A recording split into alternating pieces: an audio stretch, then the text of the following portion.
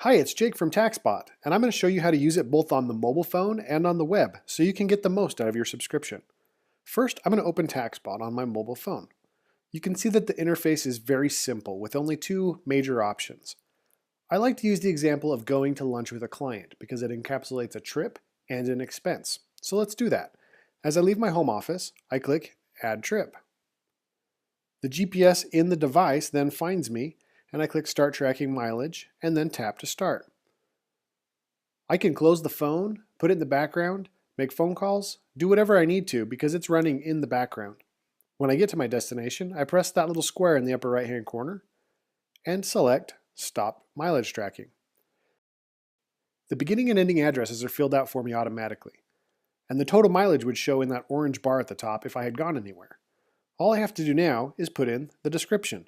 So let's do sales call with John Smith. You want to be specific as possible.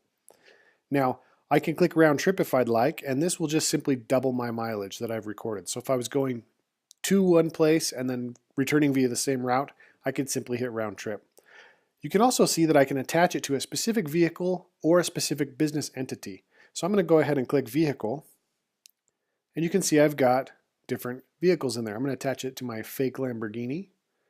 And I can do the same for the business as well. Just simply tap the business, select from my sets of businesses, and I'd be good. So really all I have to do is put in the description, round trip, and click save. And it's automatically stored in the cloud. So at the end of the year, I download one mileage log from my online account. And we'll show you how to do that in a minute. Now, you're at lunch with the client, and the bill comes. So you open Taxbot, and you press Add Expense. I'm going to pick my category first. And Taxbot comes pre-filled with a number of popular categories, but you can add categories by pressing the little plus button in the upper right-hand corner. I'm going to pick meals, and Taxbot will then ask me the questions the IRS requires for a legitimate deduction. So let's put in a purpose. I'm going to say asked for referrals. You want to be as specific as possible about what the business purpose for that meal was. Let's say it was $25, and let's pretend that we ate at Chili's. Who did I meet with? I met with John Smith. And if I wanted to pull them from my phone contacts, I can also press the plus button and pick them from people that are already in my phone. I can again attach it to a business. And last but not least, press Attach Receipt at the bottom, open my camera, and take a picture of a receipt. Now I don't have that exact receipt, so I'm going to just take a picture of an old receipt. Click Save, use photo, and you can see the green check mark says that that's attached, and I'm going to click Save. Expense saved successfully. So that expense is now saved in the cloud along with the receipt, and I'm going to show you how we can download those later. Now I want to show you one of the banking features on Taxbot. See the banking tab at the bottom right-hand corner? I'm going to tap that. And I have some transactions here. Now what's unique about the way that Taxbot does a banking integration is that every time you log in, Taxbot does a reconciliation with your bank and only brings in things that you may have missed. So what I'm looking at right here are transactions that have gone through my bank account or my credit card that I have not put into Taxbot already. So if I had snapped a picture of that meeting at Chili's that we just did, and then a couple days later, that transaction hits my bank account, it would not bring it into this list of transactions. So we're looking for missed deductions in your bank account. So I can either swipe to delete one if it wasn't business related, or if there was business related, such as my cell phone bill here, I can tap it and it will fill out as many of the fields as it can, and I just have to add a little bit of information and maybe edit something if it's in the wrong category. So I'm going to put it in here. This was my business phone. Oops. And I'm going to click Save. We get a lot of questions about how do I set up my different businesses and my different vehicles. That's really easy. Just come up here to this little gear icon in the upper right hand corner and tap that. And you can come down here and you can see that there under this other tab, there's vehicles and entities. So I'm going to go ahead and click vehicles. And you can see there's a Lamborghini and a Mazda. Let's add another one. Let's add a Jeep. So I click Jeep, and I click save, and now I have a Jeep in there as well. And I can pick which one is my default in this place so that when I add an expense, it automatically assigns it to this one unless I change it. I usually just leave it on my vehicle as the default. And I can also do the same with entities. I can add a new business by clicking the plus button and add a different business. So you can have multiple businesses and multiple vehicles attached to your account. If you press the More button, you can see that we have a couple of other options. We have some very minimal reporting on the phone, and we have better reporting online in the web app that I'm going to show you here. We also have some tutorials. If you click the tutorials, you can watch a couple of the videos like I'm doing right now and get some help on how to use the application. Okay, here's the web interface. I'm logged into my sample account here, and I want to show you a few things. So I'm going to come to the Expenses tab at the top, and this shows all of my recent expenses. I can filter them by business or by date. I'm going to go ahead and look at one. Here's this Chili's one that we put in before. If I click on it, you can see that it pulls up all the information that we had put on the phone and the receipts in line. So I can look at the receipt as well. So I'm going to save that, and then let's actually add a new expense. So I'm going to come in here and I can pick my different categories. Let's do cell phone. We'll put my business line. Answer the questions. There's $200. I'm just making stuff up right now. The date, where, AT&T.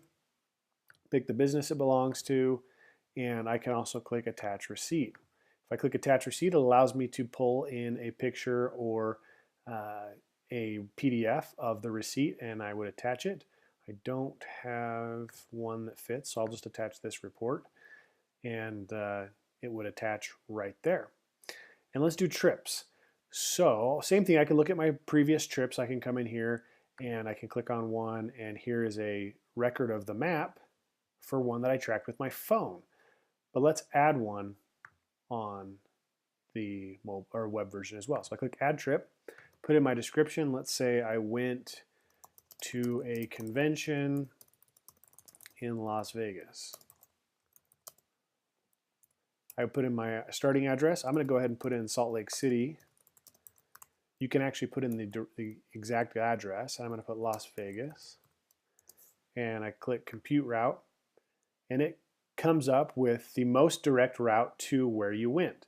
Now, the cool thing is, if I didn't go this route, but let's say I came through Elko, Nevada instead, I can actually drag this map and drag it over and put it over Elko, and now the mileage has been recalculated. So I can put in long trips or trips that I may have forgot to track on the mobile phone, click Save, and I'm good.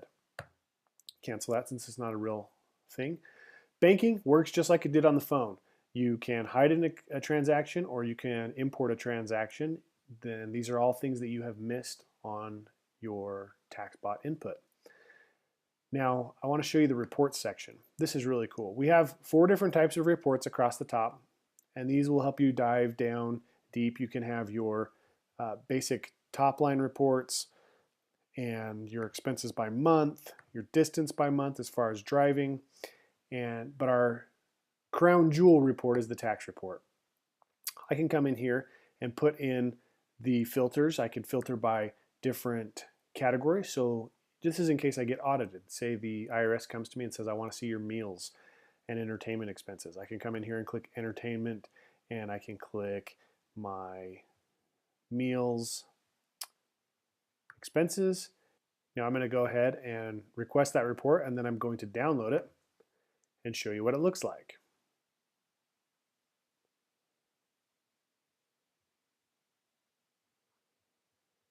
So I click on that, and I open up my tax report, and I click on it, and it opens up a PDF like such. Let me zoom out a little bit. And if I go through it, you can see my top line information for my meals and entertainment because I only picked those 2 categories.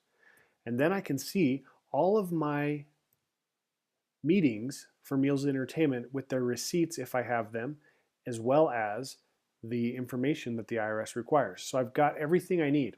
Plus I get my mileage log. I've got all my trips in there, and I've got everything I need in case the IRS comes and wants records. That's our reporting feature. We call it Audit Safe. It's fabulous. I do want to show you a couple other things. You can come in here to our education library, and let's say you have some questions about pretty much anything. So you have a question about your home office. Come in here, click Home Office, and you can watch a video from Sandy Botkin on what the requirements are for a home office and what you can do to maximize that deduction. As always, you can get help online. If you come in here to the Help tab, we have help for iPhone, Android, and online, and you can also contact us at customer support here.